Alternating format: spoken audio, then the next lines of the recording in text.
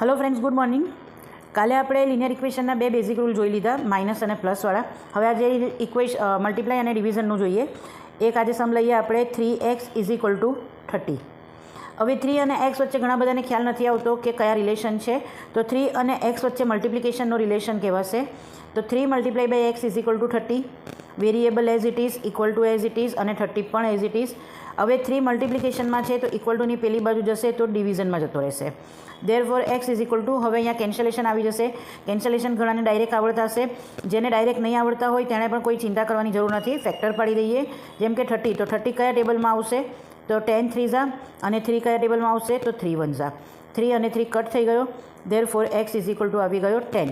ડિનોમિનેટરમાં એટલે કે નીચે 1 આવે છે, તેનો કોઈ વેલ્યુ નથી એટલે એ લખશું નહીં તો ચાલશે. સેકન્ડ સમ આવશે x/5 = 10. હવે આની અંદર એક્સની જોડે 5 એ ડિવિઝનમાં છે. તો x as it is, equal to as it is, 10 as it is.